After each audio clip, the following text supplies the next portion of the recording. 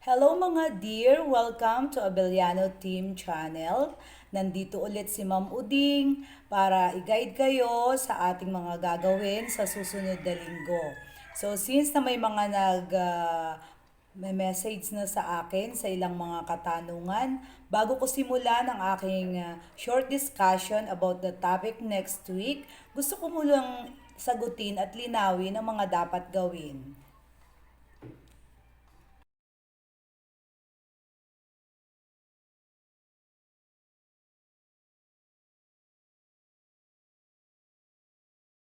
Common na tanong na natatanggap ko is about additional activities. At activity 5 sa what can I do? Ito ay magsisilbing enrichment activities kung kinukulang pa kayo, kung may time pa kayo sa pagsasagot, or gusto niyo siyang sagutan, this is optional. Ibig sabihin, you can do it or you cannot do it. So, pero mas maganda kung mayroon pa kayong time, sagutan nyo na rin ito. So, isulat nyo na lang sa inyong portfolio. So, kagaya ng week 1 and 2, ang laman ng what I have learned, na pinakang parang summary siya, ay isusulat na muli sa inyong personalized portfolio. Uulitin ko mga anak, ang personalized portfolio ay maaaring mga papel lamang at kung kayo ay may lumang notebook nung nakaraang taon, pwede na rin ninyong ilagay doon. Or kung kayo naman ay may notebook na nung first quarter, pwede na ninyong i-continue ito doon para mas makatipid kayo. So, ang hinihingi ko ngayong Friday ay isang malinis na 1/2 crosswise na isusulat ninyo doon ang inyong sagot sa assessment 1 to 15 item test na nandyan din sa inyong module. Kung maaari ay walang erasure at ito ay may pangalan at subject. Okay? Yan. Hello mga dear. So, week 4 na tayo this coming week. And Earth and Life Science is about genetic engineering. So, isa sa mga pinaka-intriguing issue ngayon sa buong mundo ay ang genetic engineering talaga. So, ano ba ito? No? So, mahalagang malaman nyo, baka sakali na maging interesado kayo sa field of study na ito at malay nyo someday maging kayong genetic engineer. So, let's proceed. So, sa lesson na ito, kailangan nating matutunan as your weekly home learning plan stated earlier. Define genetic engineering. Alam ko sa iba bago ito. Describe the techniques and genetic engineering as based in the situation given. Number 3, appreciate the role of genetic engineering to human life. But before nun, class, syempre kailangan yung magsagot ng pre-test or what I know. Yan, enjoy lang ang pagsasagot, kumuha ng scratch paper at sagutan ang mga sumusunod. So kung hindi pa alam, walang idea, pwede naman na mag-guess or maghula muna. So iwasan muna ang pagre-research kay Google. Okay? So after na masagutan ito, magkaroon kayo ng self-assessment sa pamamagitan ng pag-check nandyan sa gilid ng inyong mga papel or ng inyong module ang mga answer key. Yan. So, simulan na natin. So, actually, ang genetic engineering is a direct manipulation of an organism genes using biotechnology. It covers different kinds of technologies using to alter the genomes. Yan. So may mga term tayong bago ngayon na talaga naman na kailangan yatang ma-research. That includes the insertion of genes from other individual, either the same or from different species that aims to produce or improve products. So kung mapapansin ninyo, sa ngayon, ang dami-dami ng mga products or mga plants and vegetable na nakakapag-produce ng bigger size or improved variant. So, dati naman ang corn ay maliliit lang at hindi kulay yellow. Pero bakit ngayon meron ng ganon? Bakit sa dinami-dami ng mga produkto na nagmumula sa soya, bakit hindi tayo nauubusan ng produksyon ng soya? And bakit ang mga papaya ngayon, dati ang liliit, ngayon ang lalaki na at ang tatamis pa? Dati naman ang mga bayabas ay maliliit, pero bakit may mga giant guava na rin? And many more to mention. Ilan lang yan sa mga madalas nating ma-observe. Okay? So what's in? Ano ba ang narito sa genetic engineering? So from the word genetic, gene, ito ay may kinalaman sa mga genes ng ating mga plants and animals, living things, kung saan mayroong ginagawa ang engineering. Ini-engineer nila ito. So they are alternating or they do the direct manipulation of an organism genes. Ang tawag dito ay biotechnology. So maraming technologies na involved na ginagamit dito para ma-alter yung mga characteristics and traits ng isang organism to improve, to improve. So, syempre, it includes the insertion of genes from other individual or same or from different species, ibang lahi or ibang organism to produce and improve products. So, yun yon. So, genetic engineers has something to do with improving products para magamit ng tao sa kinabangan din ng human being. Okay? So, syempre involved dito ang DNA, genes, proteins, individual trait.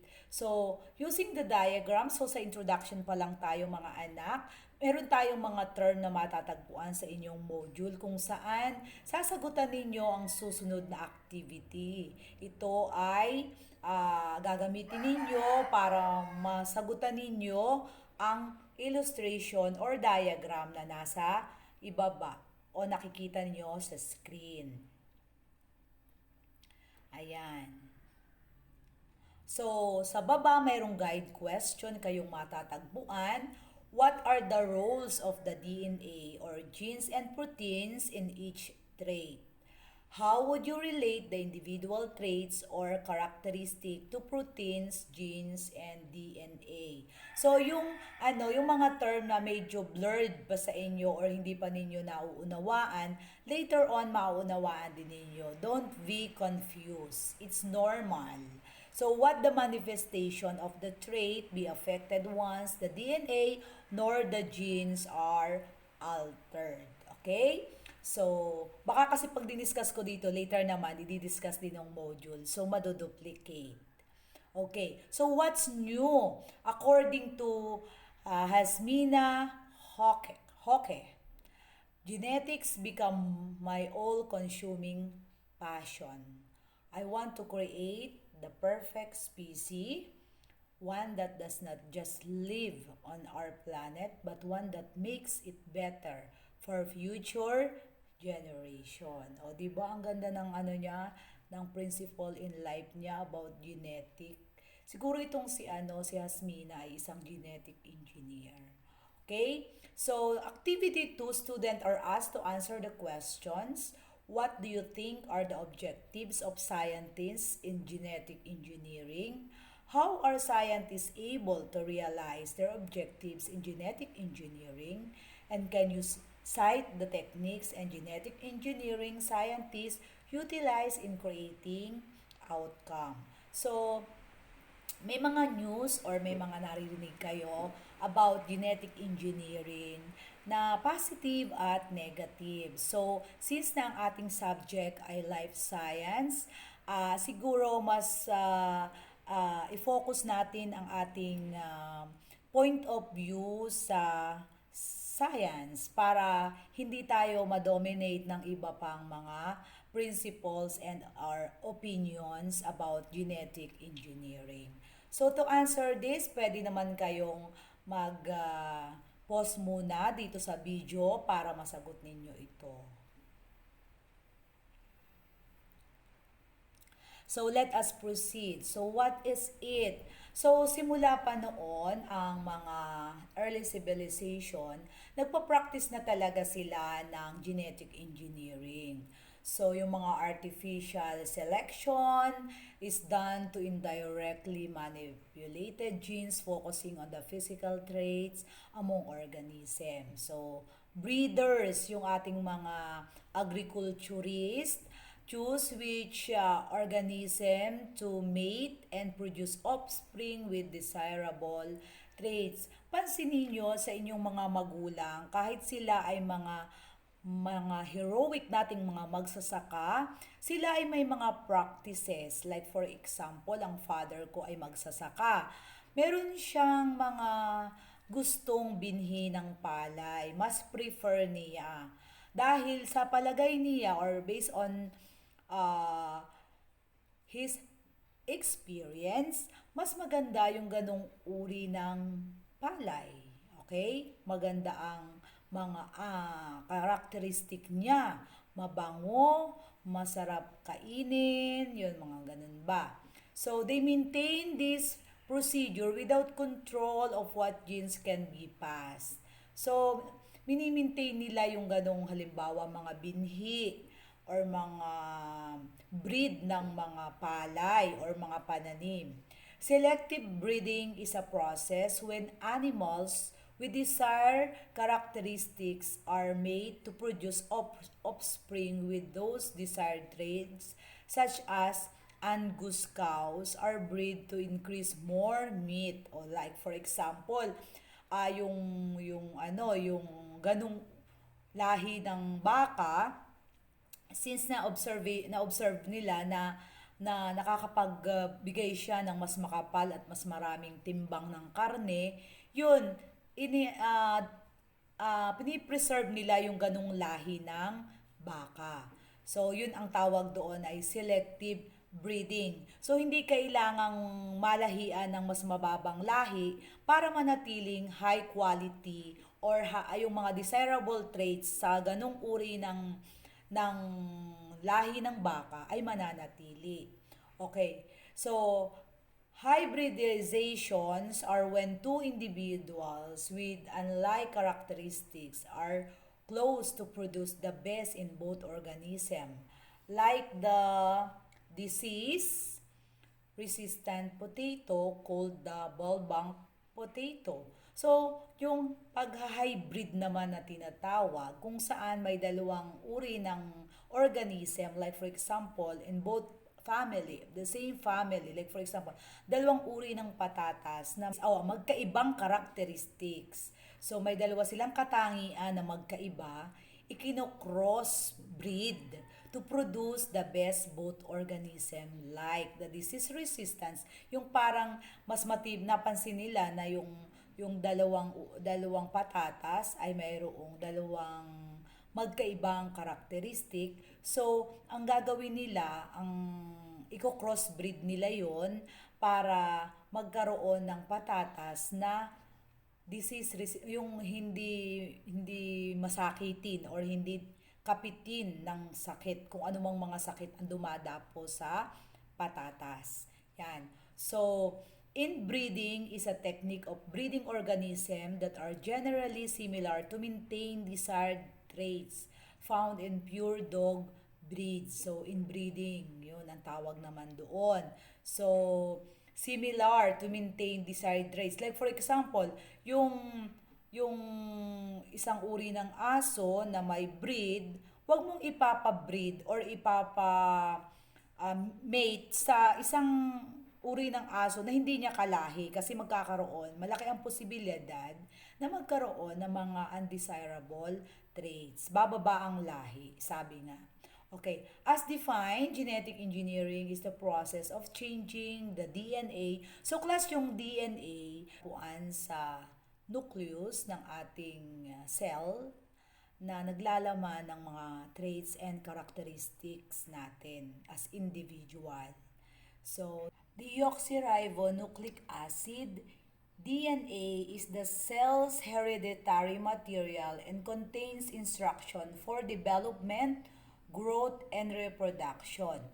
DNA or deoxyribonucleic acid is passed from generation to generation in humans and many other organisms. Molecule that contains all the information necessary to build and maintain an organism. All living things have DNA, even plants and animals. It is found within their cells, in our cells. In other words, whenever organisms reproduce, a portion of their DNA is passed along their offspring.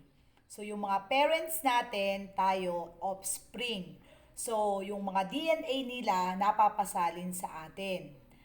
Kaya, meron silang characteristic or traits or mga pag-uugali or mga mannerism or practices na unconsciously inborn nakukuha natin siya because it trans from the blood. Sabi nga, it runs from the blood. Wala kang magagawa.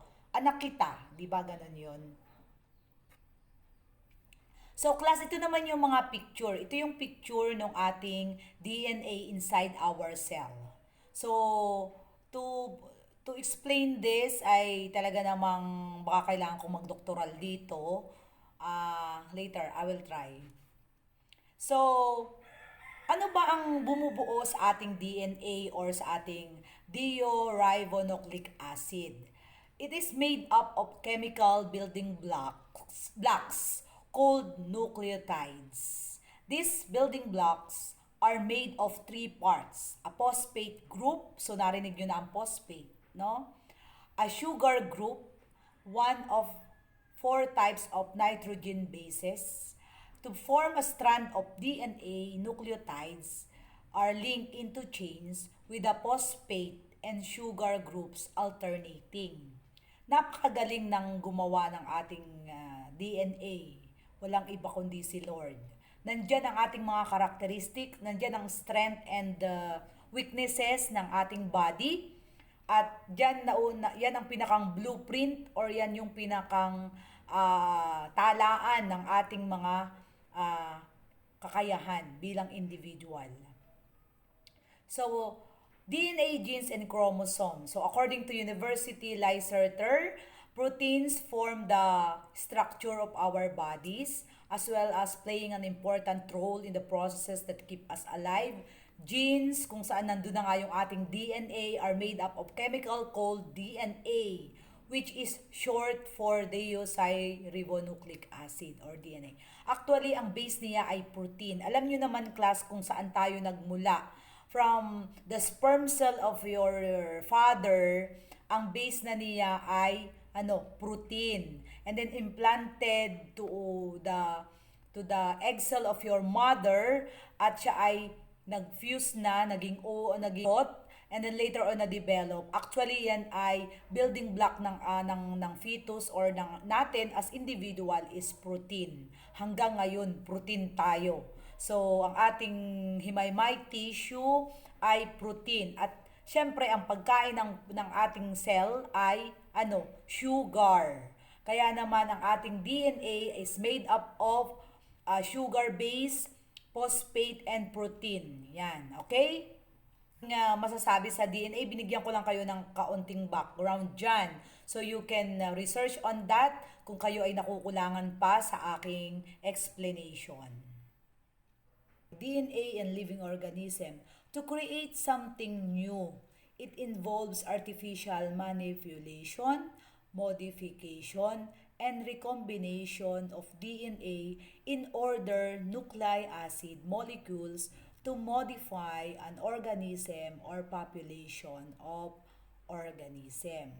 Kaya nga, class, usually, pag tayo, wag na tayong lumayo ng example. Pag tayo ay mag-aasawa or getting into settle down, mag-aasawa na, marriage, no? Ah, hindi natin maiiwasan na alamin ang lahi or characteristic ng ating mapapangasawa. Usually, yung mga dominant characteristic, like for example, yung mga physical traits niya, ay mahalaga sa individual na or sa mapapangasawa. Like for example, matangkad ba siya? Maganda ba ang ugali? Siya ba ay may lahi ng nananakit? Or may lahi ba siya ng halimbawa ay masamang masamang character, no? So we usually check the background, no? Pero madalas kung mahal na mahal mo naman ng isang tao, tatanggapin mo siya kung anong karakteristik niya. Kasi usually yung mga ganyan na-overcome naman. Tsaka walang makakatiyak. Pero scientifically, lalo na sa mga well-off family, yung mayayaman, mag-boyfriend pa lang, nagpapatest na sila kung may tendency ba silang manganak ng abnormal, with abnormality, may mga sakit, and so on and so forth. And then, pag na-realize nilang ganun, halimbawa nagpa-blood chemistry sila ang tawag doon, hindi na nila itinutuloy ang kanilang pagiging mag-asawa. So yun, parang kasing yung yaman nila, wala naman palang magmamana kasi mayroong mga diferensya yung mga magiging anak nila. So sayang naman. So ganon yung mga reason doon. Okay? Okay? So, ilan lang yun sa mga na-share ko. So, recombinant DNA technology. So, recombinant DNA is made by mixing DNA from two different sources. Restriction enzymes was discovered in 1968 by Swiss microbiologist Werner Arbe. This was used to splice, connect, or ligate and remove or add nucleotides to sequencing of the DNA. Actually, yung in recombinant DNA technology to remove and insert genetic sequencing from and into other sequences of other organisms. Inserting the desired genes into the genome of the host involved the selection of the desired genes for administration into the host, followed by a selection of the perfect vector, either plasmid or genes has to be integrated. Those recombinant DNA is formed. The recombinant DNA has to be introduced into the host, maintained and carried forward to the offspring. Biotechnology and pharmaceutical companies practice this technique in working with medical and research purposes. So, yun pala yung recombinant DNA. So, pinaghahalo ang dalawang DNA from different sources, no? So yun para makapag-produce ng desired traits. No, ginagamit ito ng mga pharmaceutical companies, yung mga gumagawa ng mga gamot, no? So ito 'yon.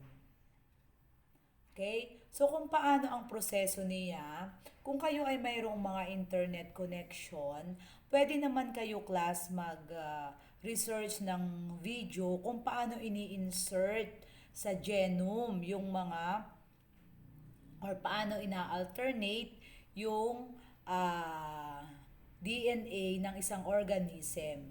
Ito yung actually yung process kung saan ito ay continuous process. Tingnan niyo yung mga arrow, siya ay naka-chain. Yan. So what's more part, you have to do the activity 3, match me. So using the term in the box, match the genetic techniques in their description. Write your answer in the space given, or you just put the answer on a scratch paper or in your notebook, and then you have to check it in the answer keys. Yan. So in what I have learned, yan na. So, you have to rewrite this in your personalized notebook or portfolio para mas ma-internalize ninyo. Number one, we have to learn the processes of changing the DNA in living organism to create something new. Klaro iyon. So, artificial selection is practice in indirect manipulate genes focusing on the physical traits among organisms. This includes selective breeding, hybridization, and inbreeding. Yan. Okay, genetic engineering is referred to various techniques used for the modification or manipulation of organism through the process of heredity and reproduction. Then, this includes cloning, gene splicing, gel electro recombinant technology. Recombinant DNA technology used to remove the insert genetic sequence from and into other sequences of other organisms. The tools used in recombinant DNA technology are restriction enzymes, vectors, and host organism. So, yan yung mga I can do. So, in activity 4, you have to distinguish the techniques in genetic engineering based on the situation examples given. So, andyan na. So, ipinaliwanag naman kanina dun sa selection natin, no? May discussion doon at nabanggit ko lahat yan. So, you're going to answer this. And then, in activity 5, you have to express your idea whether you agree or disagree in the following statement about the current technology and genetic engineering. You have to write your answer in your portfolio notebook. No? So, choose two from the three techniques. So, una, monkey have been cloned, paving the way of human cloning. Number two, bacteria is living micro-robots to fight cancer. Number three, two genetic regions. So, yung variant in both ABO blood group, locus, and cluster of genes in chromosomes, and then link with severe COVID-19. So, plus factor ng may mga internet connectivity, ano, at least kayo ay magkakaroon pa ng further research dito. So, kung kayo naman ay walang internet connection or anyways na makakapag-research kayo, so yung kaya nyo lang sagutan base sa inyong module, ano, yung hawak ninyong module, no? And then in assessment, you're going to answer the following again. So as you observe, this is quite similar to your pre-test, what I know. So pwede ninyong balikan iyon para at least makita rin ninyo yung difference ng inyong mga sagot. So in this assessment, you're going to put it in a clean sheet of pad paper. Don't forget to write your name, subject, and your teacher, and your track, of course. And then, no erasure please, and then submit it on Friday. So, yan yung ating assessment. Okay, for additional activities sa mga kinukulang pa, if you have time, extra time, and you have ways to answer this, and you want to give your your ideas about this, so maganda itong additional activities na ito. So you can do it. So you have to conduct a short interview with one or two of your family members. Ask them about how they think the positive and negative effects of genetic engineering. So you have to list all their responses. Lalo na yung may mga kasama sa bahay na medyo related ang field of study dito sa ating pinag-aaralan today. So pwede kayong mag-interview ng inyong mga family members. So hindi ko naman ipinagbabawal yun. And then you have to put it in your portfolio para at least pagsasubmit ninyo sa akin, makita ko rin na talaga namang gumagawa rin din kayo ng additional activities. Yan. Okay, so make a list of pros and cons. Ano ibig sabihin ng pros and cons? Yung pros ay di yun ay yung mga pumapayag or yung in the side of good ang genetic engineering. Yung namang cons, sila yung mga kumukontra or aayaw nila or they are negative to the genetic engineering. Okay? Yan. And then ito yung mga reference natin. Thank you sa mga nag-create ng ating modular discussion. So if you have comments, if you have question, you can write it down in the comment box. And please like my videos if you want and subscribe. And then, kung kayo ay medyo nahihiya na maglagay sa comment box, you have to message me about the lesson. By next week, didiscuss naman natin yung mga benefits ng pag-create ng mga genetic modified organism or products na talaga namang nagagamit natin sa pang-araw-araw nating buhay. Ano ang kanyang advantage at ano ang kanyang disadvantage. So, see you next week. Bye!